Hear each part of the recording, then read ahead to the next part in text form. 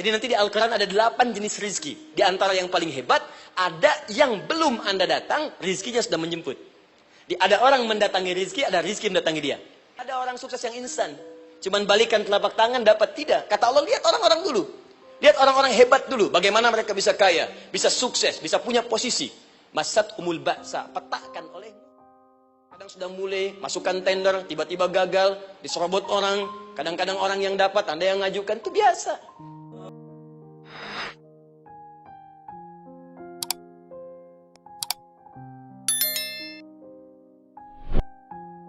Anda berlanjut, diterangkan oleh Allah, hei, tugas suami saat mulai pertama kali menikah, maka tugas yang pertama siapkan untuk mencari nafkah. Bagaimana caranya ya Allah? Diturunkan oleh Allah. 1, jangan takut kehilangan rizki. Jangan pernah mencuri. Jangan pernah ngambil punya orang. Karena punya kamu akan saya berikan sempurna. Kamu ngambil punya orang, maka kamu akan menyulitkan diri sendiri. Itu akan dikembalikan pada yang berhak.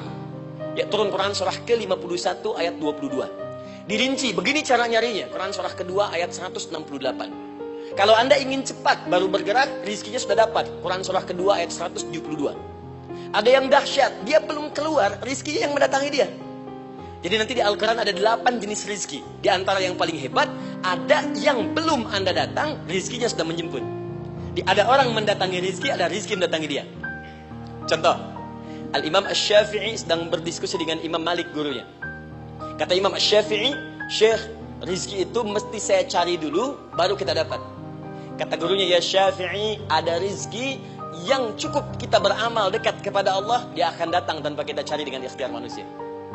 Kata Syafi'i, mustahil. Kata Quran kan kita kerja dulu, baru datang. Kata Imam Malik gurunya, kamu yang belum sampai. Kita amalkan ini, rizki datang. Maka berhenti sampai di situ, Imam Syafi'i pamit. Di jalan tiba-tiba, beliau mendapati ada panen anggur, Pak, Bu. Terus dipanggil sama yang punya kebun. Ya pemuda katanya, sini. Mau bantu nggak? Kalau kamu bantu, kami berikan anggurnya. Maka beliau bantu, panen, petik. Sampai setelah selesai diberikan anggur yang besar-besar, hanum. Senyum, senang beliau. Ternyata senangnya bukan karena dapat anggur. Senangnya karena merasa pendapatnya benar. Kalau saya nggak bantu panen ini, nggak akan dapat saya anggur. Cuma karena saya bantu, saya diberi ini. Maka rasa senangnya inilah dibawa kemudian kepada gurunya, ingin laporan. Tapi perhatikan adabnya. Dia tidak mengatakan, guru, nih saya benar. Kalau saya nggak ikut panen, nggak dapat saya ini. Perhatikan kalimat Asy-Syafi'i. Guru, tadi saya di jalan, dipanggil oleh pemilik kebun, ikut panen anggur. Begitu saya bantu, saya diberikan anggur ini. Beliau tekankan dengan kalimat yang kencang pada kalimat, begitu saya bantu, saya dapat anggur ini. Imam Malik tersenyum mengatakan, Masya Allah Syafi'i luar biasa.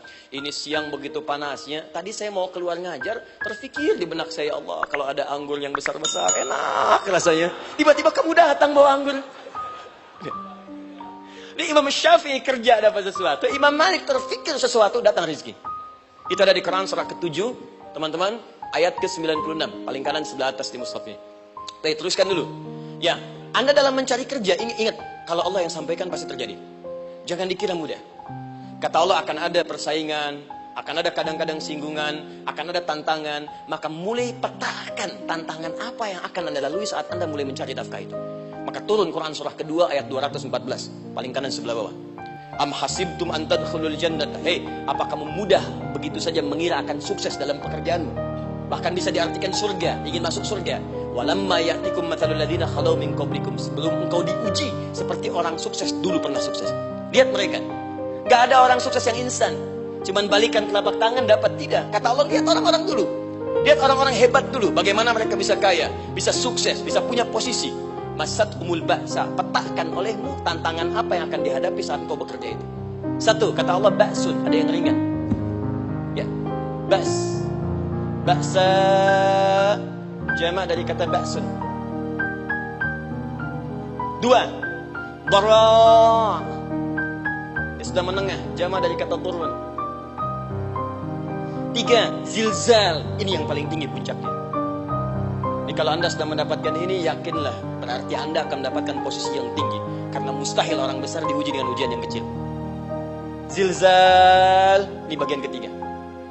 Ba'sa, ba'sun, mulai. Kira-kira tantangan-tantangan ringan apa saja yang akan Anda hadapi? Ya, kalau saya contohkan misalnya dengan contoh yang lain singkat, Anda mau ke masjid, ingin konsisten, mulai hijrah, ingin dekat dengan Allah, Tiba-tiba yang tadinya nggak mau ke masjid, mulai ke masjid, diuji dengan hujan. Hujan kecil, rintik-rintik, shower. Begitu hujan, orang Arab mengatakan kalau hujannya bisa lewat tanpa payung pun, orang Arab mengatakan la ba'sa. La ba'sa ini ringan. Orang kita sambungin, labas. Dari bahasa Arab, lewat. Nah, jadi kalau Anda mau berangkat nih, siap bekerja, siap hadapi tantangan. Baru mau lewat hujan kecil, berarti itu tantangan kecil kita lewati. Macet, petakan, cari jalan yang kemudian sempurna, jalan yang kosong, buka Google-nya, buka Waze-nya, buka map-nya, cari. Jadi kalau pada yang kecil aja belum kita lewati, bagaimana mendapatkan yang besar?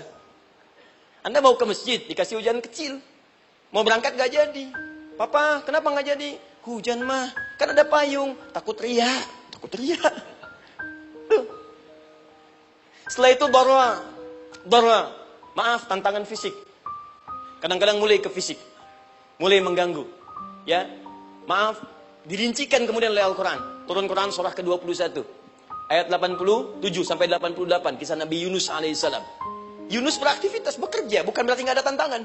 Kadang-kadang dibawa, kadang-kadang diusir, kadang-kadang Anda dapat misalnya proyek, kadang-kadang sudah mulai masukkan tender, tiba-tiba gagal, diserobot orang, kadang-kadang orang yang dapat, Anda yang ngajukan, itu biasa. Kata Allah itu biasa, bukan cuma Anda, yang lain pun ada. Bukankah Allah ajarkan kisah Sayyidah Hajar alaihissalam dengan Ismail? Bukankah bolak-balik naik Safa Marwah, kadang di atas, kadang di bawah, kadang lihat peluang sampai Marwah ternyata bukan air. Terkadang Anda yang bekerja, tim yang lain yang mendapatkan karena kerja keras Anda bisa jadi terjadi. Bukankah yang kerja keras Hajar yang dapat Ismail? Mungkin Anda yang konsep yang dapat minyaknya orang lain. Mungkin Anda yang kerjakan yang suksesnya teman Anda, gak ada masalah. Dan itu kemudian akan bermanfaat bagi Anda. Tidak mungkin setiap keringat yang keluar dari diri kita mustahil kecuali akan melahirkan manfaat yang kembali pada diri kita. Tantangan. Tapi yang paling dahsyat ini yang gak ditemukan di sebagian referensi yang kita baca. Ketika Allah menjelaskan semua tahapan-tahapan tantangan ini sampai ke puncaknya zilzal. Zilzal itu kalau bahasa sekarang gempa. Ada ujian yang menggoncang hati kita. Ketika Anda kerjakan, ya Allah, tantangannya dahsyat. Kenapa mesti saya, ya Allah? Kok nggak selesai-selesai, ya Allah? Itu wajar, teman-teman, itu biasa. Kata Allah, orang dulu saja mengatakan, mata nasrullah, kapan ini selesai? Berbahagialah kalau teman-teman sudah mendapatkan tantangan puncak yang paling tinggi ini. Ini artinya Allah sedang mempersiapkan Anda menjadi orang besar di kemudian hari. Dan cara mengatasinya diturunkan Quran surah ketiga ayat 142, paling kiri sebelah atas. Perhatikan dahsyatnya. Yang pertama diterangkan tantangannya, yang kedua dijelaskan cara mengatasinya. Saya mau berhenti sampai di titik ini, nanti saya terangkan cara berinteraksi dengan Al-Quran. Ya, perhatikan baik-baik. Kata Allah, jika kelak engkau sudah bisa memetakan tantangan ini, maka siapkan solusi untuk mengatasinya. Ayatnya dibuka dengan kalimat yang sama persis. Saya pernah sampaikan teori ini di dua perusahaan besar di Indonesia. Yang pertama ada satu perusahaan, karena ini direkam saya nggak sebutkan perusahaannya, perusahaan otomotif besar sedang turun gratis, kemudian juga ada inflasi yang tinggi. Terus saya terangkan teori Quran. Ya praktekkan berhasil, Pak. Padahal saat itu saya presentasi di depan non-muslim. Non-muslim. Sales-sales se-Indonesia dikumpulkan, saya bedah tentang ini dan mereka berhasil. Sampai sekarang naik lagi. Yang kedua sama, ini direkturnya juga non-muslim, tapi nggak apa-apa kita diskusi. Dan mau mendengar teori ini dan praktekkan, naik. Ya, dulu di satu perusahaan minyak juga sedang turun, karyawan semua dikumpulkan, lalu kita bahas tentang ini, kita terangkan. Yang ini yang paling menarik dari Al-Quran. Kalimatnya sama persis, Quran surah ketiga ayat 142. Am hasibtum an tadkhulul jannata. Apa Anda duga akan begitu mudah mendapatkan kesuksesan dalam hidup? Tolong fokus baik-baik. Jangan selalu mengartikan jannah dengan surga. Karena asal kata jannah itu artinya kesuksesan, kebahagiaan yang belum tampak. Surga, kenapa disebut dengan jannah? Karena itu puncak kebahagiaan kita yang belum nampak sekarang. Ya, saya kasih rahasia ya. Ini antara kita saja nih. Kalau ada kata jim dengan nun di depannya, itu pasti tidak nampak, tersembunyi. Apapun tambahannya. Ya, misal, jin kenapa disebut dengan jin? Karena memang ketika diciptakan, dia tidak tampak, tersembunyi. Lawannya ins, karena itu kita disebut ins, karena saat lahir kita tampak. 18 kali disebutkan dalam Al-Quran. Ya ma'syaral jinni wal ins. Wa ma khalaqtul jinna wal ins. Jadi jin disebut jin karena memang fitrahnya tersembunyi, nggak nampak. Jadi kalau ada jin melakukan penampakan, itu jin sedang kena masalah, sedang keluar dari fitrah. Sama dengan manusia, harusnya tampak. Jadi kalau ada manusia yang senang sembunyi-sembunyi, dia sama dengan, bukan saya bilang, sedang punya masalah. Ke kantor, sembunyi-sembunyi. Hati-hati Pak Alfian tuh. Biasa ada pintu depan, masuk pintu belakang. Suami di rumah, buka WA, sembunyi-sembunyi. Bu, hati-hati tuh. Pulang lewat pintu belakang, berarti sedang punya persoalan dalam hidup. Setiap ada jim dengan nun, pasti tersembunyi. Ibu punya janin, rahim. Dalam rahim ada janin. Kenapa disebut dengan janin? Jim, nun, ya, nun. Karena sosok itu belum nampak dalam pandangan kita. Nanti kalau sudah lahir, baru tampak. Jannah, kenapa disebut jannah? Karena belum tampak dalam pandangan kita. Nanti kelihatan. Karena itu dalam Al-Quran, kata jannah itu tidak dikhususkan dengan surga. Tidak dikhususkan dengan surga. Kadang-kadang menunjuk aspek kesuksesan yang belum tampak. Anda mau ngebor minyak, minyaknya belum tampak. Belum kelihatan. Anda mau kerja, ya hasilnya kan belum tampak. Baru ikhtiar sekarang. Karena itu orang Arab disebut kaya kalau mereka mendapatkan kebun yang tak tampak sebelumnya. Kebun anggur, bukan kurma, kalau kurma banyak. Kebun anggur, ada apel, ada jeruk, sampingnya ada sungai-sungai, disebut dengan jannah. Ya, kalau punya unta, nggak kaya di Arab, biasa. Karena yang kelihatan padang pasir, unta, hitam, merah, biasa. Tapi kalau sudah punya kebun anggur, yang sulit di padang pasir ada kebun, itu baru disebut kaya. Karena itu orang Arab kadang mengartikan jannah dengan aspek kesuksesan yang belum tampak. Diartikan dengan kebun anggur, kebun apel, dan macam-macamnya. Perhatikan. Am hasibtum an tadkhulul jannah. Apa Anda duga ingin sukses itu begitu mudah? Sukses jadi tidak. Walamma ya'lamillahu alladhina jahadu minkum wa ya'lamas sabirin. Perhatikan baik-baik. Sebelum Allah memastikan pada diri Anda terdapat dua hal yang paling utama untuk mengatasi tantangan tadi. Satu, jahadu. Kesungguhan. Serius. Jadi kalau mau sukses, mesti serius. Kerja serius. Cintai pekerjaan Anda. Ya, belajar anak-anak serius. Pastikan belajar dengan serius. Jangan cuma anak-anak duduk paling belakang, gak pernah nanya. Kadang ngantuk, pulang. Ujian, besoknya mau ujian, baru belajar. Ya, sistem SKS, sistem kebut. Ya kadang-kadang sejam bu, Pak. Saya pernah ada orang di luar ngadu waktu di Libya, Ustadz gimana ini orang Indonesia? Kenapa? Saya belajar 3 bulan, besok mau ujian. Teman antum orang Indonesia pinjam catatan saya, baru semalam dia dapat 8, saya 7,5. Saya bilang, Anda belum tahu sistem SKS itu. Baik, ya. Tapi itu bukan solusi. Begitu ujian selesai, ilmu lupa. Itu poinnya. Jadi kalau hanya sekedar ilmu dipakai untuk ujian, pada prakteknya nggak akan terpakai. Ini banyak anak sekolah sekarang hanya belajar untuk ujian saja. Padahal kalau dipraktekkan, kadang kaitan dengan agama tinggi bu, Pak. Fisika itu dengan agama itu tinggi. Gaya F1 sama dengan F2, gaya gerak sama dengan gaya dorong. Gaya sedikit, maka keluarnya sedikit. Pukul kencang, bunyinya kencang. Imannya kalau kuat, amalan jadi banyak. Iman sedikit, amal pun sedikit. F berbanding lurus dengan P, hukum Pascal. Gaya berbanding lurus dengan tekanan. Masuk bab akhlak. Makin banyak gaya, makin banyak tertekan. Nah, itulah. Gaji 5 juta, gaya 10 juta, kan? Ini serius. Serius. Di divisi apapun Anda, saya 3 sepekan lalu lah, takziah ke tempatnya yang Habibie, terus diminta tausiah di sana. Dan saya perhatikan beliau termasuk yang paling serius ketika diberikan tugas apapun. Gak pernah diberikan amanah, kecuali mencintai pekerjaan itu. Yang Habibie demikian. Ciri orang sukses itu serius. Tapi keseriusan itu, kata Allah petakan jadi 3 bagian lagi. Karena jahadu itu punya 3 turunan kata. 1, keseriusan merencanakan, disebut ijtihad namanya. Punya rencana. Mappingnya apa? Stepnya apa? Oke, Anda ingin kerjakan sebuah proyek, baik, proyeknya berlangsung berapa lama? Target kita apa? Jangka panjangnya, menengahnya, jangka pendeknya. Kemudian apa tantangan yang akan dihadapi di setiap tahapan-tahapannya? Selesaikan. Bahkan saking pentingnya tahap perencanaan ini ditunjukkan oleh Allah langsung lewat sholat. Teman-teman masih ingat sholat pertama yang kita kerjakan setiap hari, sholat apa namanya? Subuh. Apa artinya subuh? Tuh, ini masalahnya. Ini kata Al-Quran sendiri ya, kata Al-Quran sendiri. Nanti akan ditemukan orang yang ibadah tidak paham apa yang dikerjakan dan dilakukan dalam ibadahnya. Contoh sholat. Kata Allah akan ada orang sholat yang saat sholat tidak mengerti apa yang ia baca dan ia lakukan dalam sholatnya. Jujur tanyakan pada diri kita. Sampai detik ini, dari sekian ribuan kali ruku dan sujud, berapa persen bacaan sholat yang kita pahami? Jangan-jangan kita ruku tapi gak ngerti yang dibaca. Sujud tak paham yang diungkapkan. Bagaimana bisa khusyuk? Mustahil.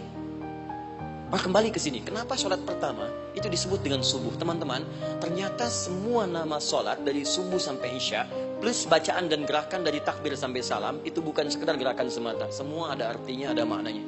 Dan diajarkan oleh Nabi langsung. Subuh disebut dengan subuh. Ada dua kata. Satu, fajar. Quran surah ke-17 ayat 78. Inna Qur'an al-fajri kana mashhuda. Kedua, subuh di surat At-Takwir. Was-subhi idza tanaffas. Kenapa disebut fajar? Fajar itu pancaran positif, pancaran kebaikan. Jadi kalau yang baik disebut fajar. Kalau yang jelek disebut fujur. Fujur ada di Quran surah 91 ayat 7 sampai 8. Wa nafsi wa ma sawaha fa'alhamaha fujuraha wa taqwaha. Fujur itu rambatan, gelombang buruk yang muncul dari nafsu. Ya, ditembuskan ke elemen tubuh kita. Misal gini. Tiba-tiba pengen marah. Ya, di tubuh kita mengatakan melotot, maka ini ada pancaran di hati kita nyambung kemudian ke mata. Ini rambatan dari sini ke mata disebut fujur namanya. Mau ke tangan pukul, masuk ke tangan. Itu rambatannya disebut fujur namanya. Ya. Yang baiknya disebut fajar. Ya, misal saya ingin sholat, tiba-tiba hati mengatakan sudah azan, merambat ke kaki, cepat melangkah, cepat wudhu. Nah, itu rambatannya disebut fajar namanya, atau infajar. Ini pasti ada, ya. Fujur nama lainnya nafsu. Disebutkan 115 kali dalam Al-Quran. Takwa, rambatan fajar, sumbernya takwa. Disebutkan 115 kali dalam Al-Quran. Di jiwa kita ada takwa, ada nafsu. Takwa yang dorong malaikat, disebutkan 88 kali dalam Al-Quran. Nafsu yang dorong setan, disebutkan sama 88 kali. Di setiap Anda akan mengerjakan satu hal, pasti akan yang mendorong pada yang baik, akan mencegah dari yang baik itu nafsu. Pasti itu. Pak Alpian mau tanda tangan proyek. Tiba-tiba disodorkan, Pak, ini Pak. Kok begini proyeknya? Perbaiki. Karena ada yang gak beres. Tapi fee-nya lumayan Pak, 1 miliar. Gak bisa. Jiwa takwa mengatakan, jangan terima Pak. Bapak mengatakan, maaf, ini jari tahiyat. Gak akan pernah dipakai maksiat. Perbaiki. Datang lagi. Ini Pak. Kok sama? Fee-nya diperbaiki Pak, 100 miliar. Nafsunya mulai berkata, terima. Takwanya bilang, jangan. Akhirnya beliau katakan, tangan tahiyat gak akan pernah dipakai maksiat. Tapi tunggu, saya istiqoroh dulu.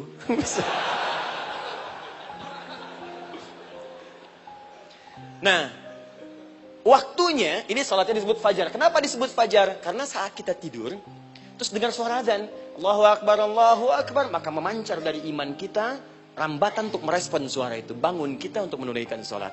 Waktunya disebut subuh. Kenapa disebut subuh? Dari kata asbah. Asbah itu artinya yang siap dengan rencana. Ya, orang Islam tuh nggak ada yang bangun dari tidurnya kecuali punya rencana jelas yang akan dieksekusi dari itu. Makanya sebelum kita bekerja mengeksekusi itu, kita datang menghadap Allah supaya Allah berikan kemudahan di setiap aktivitas kita. Coba lihat manajemen Nabi. Bukankah sebelum tidur beliau istighfar dulu? Dirinci pekerjaannya, dicatat yang akan dikerjakan besok, istighfar 70 kali, 100 kali, sehingga dengan istighfar saat tidurnya tenang. Coba kita biasakan. Ada yang baca Quran, ada yang istighfar. Kalau nggak percaya silahkan cek. Begitu Anda lakukan, tidurnya enak.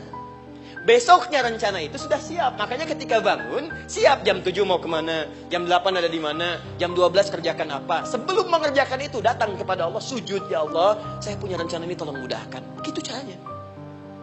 Itu yang disebut dengan subuh. Nah, sekarang kembalikan peta hidup kita mau seperti apa ke depan. Ijtihad. Yang kedua, kalau sudah jelas konsepnya, visinya sudah ada, maka jihad. Yang kedua, jihad. Jihad itu eksekusinya, aksinya, actionnya, perjuangan fisiknya. Rencananya apa? Tahajud malam nanti. Bismillah. Jam berapa? 2:30. Baik, yuk kita mulai rencanakan.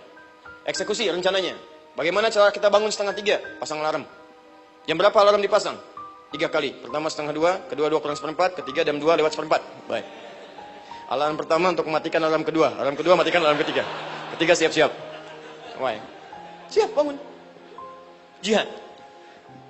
Ini penting ya. Jihad itu jangan dipersempit maknanya kepada situasi peperangan saja, tidak. banyak jihad itu luas sekali medannya. Karena jihad itu perjuangan fisik.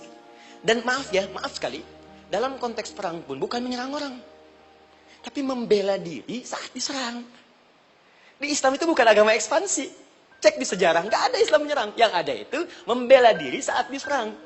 Atau saat orang lain dizalimi dan kita diminta untuk terlibat, kita membantu. Ini bukan dalam konteks sekarang yang banyak dibincangkan. Tembak orang, bom orang, nyerang orang. Bukan. Itu waktu kejadian bom Tamrin itu pertama, saya di Lampung posisinya. Itu begitu meledak, tuar. Pertanyaan pertama Pak di Badista ini, Ustaz, apakah bom di Jalan Tamrin termasuk jihad fisabilillah? Saya bilang, Pak, sependek pengetahuan saya, jihad fisabilillah itu jihad di jalan Allah, bukan di Jalan Tamrin. Kaidahnya beda. Nah, misal mencari nafkah itu jihad. Cari nafkah jihad. Quran surah keempat ayat 34, paling kiri sebelah atas. Tugas pertama ketika menikah, kata Allah, ar-rijalu qawwamuna 'alan nisa. Setiap lelaki itu diminta oleh Allah untuk mengatur bagian rumah tangganya. Jadi pemimpin di rumah tangganya. Ya bima faddalallahu ba'dahum 'ala ba'din, karena diberikan kemampuan untuk memimpin. Di pemimpin itu ada di suami. Dan ciri khas pemimpin, Bu, biasanya ciri khas pemimpin apa, Bu? Bukan tegas, bukan. Ciri khas pemimpin itu tidak mau dipimpin. Makanya kalau ada sesuatu, masukkan lewat usulan, jangan beri saran. Kalau saran susah, itu pemimpin. Baik, tapi yang paling luar biasa kata Allah, perhatikan kalimatnya indah sekali. Wa bima anfaqu min amwalihim. Saya berikan tugas untuk mencari nafkah. Ketika seorang lelaki bertugas mencari nafkah, ingat ya, konteks apapun, kalau perempuan nanti bekerja bukan nafkah poinnya. Bisa hobi, ya, bisa aktivitas, tapi nafkah kalau sudah menikah itu ada pada suami. Perempuan tidak. Kalaupun tidak dilarang perempuan bekerja, tidak. Sayyidah Aisyah mengajar, ada yang para sahabiah jadi perawat, ada yang pengajar. Banyak dulu sahabat Nabi yang perempuan mengajar. Ya kan ada pelajaran-pelajaran khusus perempuan.